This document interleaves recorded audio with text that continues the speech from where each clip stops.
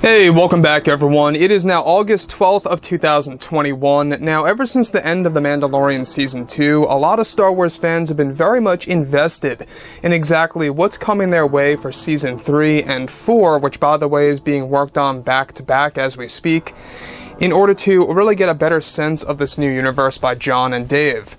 This is Mike Zero. Make sure to subscribe if you're new to the channel for future Star Wars material. Also, if you guys would like to go ahead and check me out at Mike01 on Twitter, you guys can go ahead and do so if you would like to.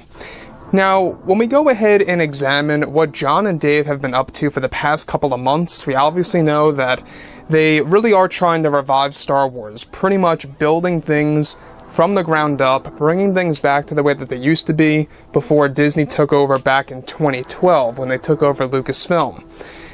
So, given that the last Legends book was Crucible back in 2013, just after Disney took over Lucasfilm, ever since then, a lot of fans have wanted to see more and more Star Wars Legends coming back to life and entering into the Disney canon, and done in a proper way.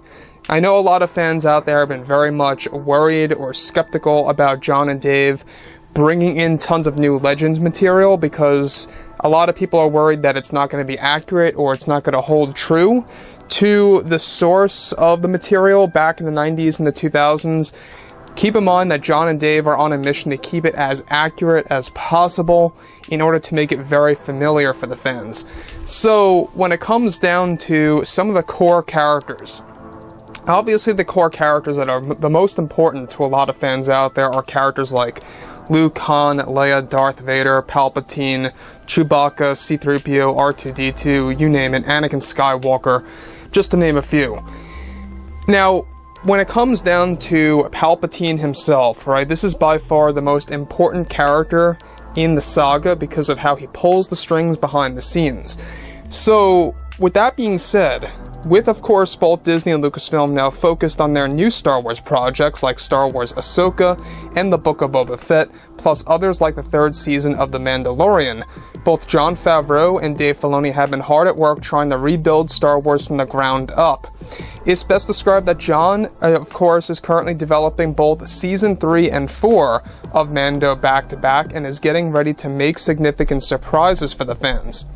Now, it's described that Jon Favreau recently made a very big change for the franchise by introducing the addition of young Palpatine for The Mandalorian Season 4, with a tease of young Sidious for Season 3. Now, Jon Favreau has been in the talks with actor Bill Skarsgård, who played Pennywise from the new It movies, It Chapter 1 and 2, and that Favreau had been very impressed with Skarsgård's work with characters that require makeup. Favreau and Skarsgård have been talking for several months now for the addition of young Palpatine that will replace Ian McDiarmid for a short change. This young version of Palpatine is said to be one of the successful clones of Sidious that will be introduced into the Mandalorian series that will eventually tie directly into other Star Wars projects, such as new TV shows. Now, Favreau is said to already be designing the character layout of young Sidious already in order to get a head start, and that there are plans for both a young Luke Skywalker and young Palpatine showdown / lightsaber duel in the Mandalorian series. Season 3 and 4 is set to be very heavy on the concept of clones, and how it's going to also involve the character of Grogu, and the secret of Palpatine's plan to resurrect himself to take back the galaxy once and for all. Now, this is said to be Favreau's way of bringing in a major story element from Star Wars Dark Empire that will give fans lightsaber action between both Luke and Sidious in the third and fourth season of Mandalorian. Now, let me just stop right here for a second. In case you guys don't know much about Dark Empire, alright, it's a very good addition to Legends. Some of you may hate it, some of you may love it, check it out. It involves Palpatine basically resurrecting himself twice, and it's a very great addition to the franchise that Jon Favreau is now trying to bring to life and fitting it into the mandoverse. Moving on. Skarsgård is very excited for the role of Palpatine and is said to be a big Star Wars fan, which is what got him the role of Favreau at the end of the day. Skarsgård is said to have a task to watch the movies involving Sidious by, of course, Ian McDiarmid to mark down his mannerisms, to get the acting done correctly to convince the fans it is indeed a young version of the Dark Lord of the Sith. So, here's the thing about this addition to the franchise, alright? We have a moment now in which a lot of Legends material is making its way into the Star Wars franchise, and this is good. This is obviously something that a lot of fans have been asking for a number of years now. Favreau knows what the fans want, he knows the audience, he knows exactly what the Star Wars fans are asking for. And this is going to be a once-in-a-lifetime experience, without a doubt, to actually have young Luke and young Sidious fighting together, alright, against each other, I should say. And this being directly taken from Dark Empire, it's going to be very important because it's going to finally give us that vivid view or imagery of what that fight was like. So far, we only got to see it in the form of a comic or in the form of an audio book, or also known as a radio drama back in the 1990s. And in that radio drama, it's perfectly voiced over by unknown actors that did Luke and Palpatine. I thought it was amazing, the fact that they were able to kind of orchestrate this battle between Luke and Palpatine, and how you don't really see anything going on, but you hear all of the sound effects of the clashing of the sabers and force lightning and all these crazy aspects. So we're going to finally be able to see what that was like in the form of live action.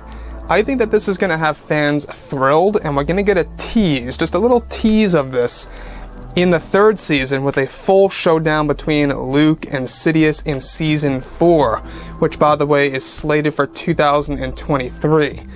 So the fact that they are trying to really take advantage of cherry picking from Legends and getting the approval by George Lucas on what and what not to use, this really does kind of open one's eyes that there is a good future for the Star Wars franchise if it's all done correctly. So far, this one example is perfect. I think that Bill Skarsgård is perfect casting for a young Sidious. I mean, if you look at him, he's kind of got some of the facial features of what a young Palpatine would look like.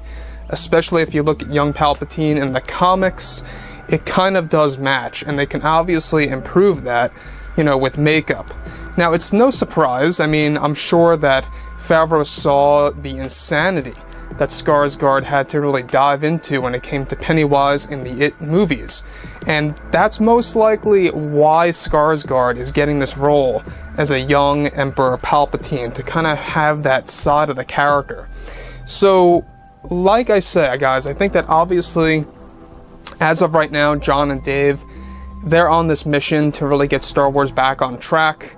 So far, Kathleen Kennedy is still working on the Acolyte TV series. It doesn't seem like it's going to be all that big of a success, if you ask me. But overall, guys, I would love to hear what you all have to say about this below in the comments. And if you guys did enjoy the content for today, do make sure to drop a thumbs up on this video to support the channel. I thank you all so very much for the kind support, and I'll catch you guys next time.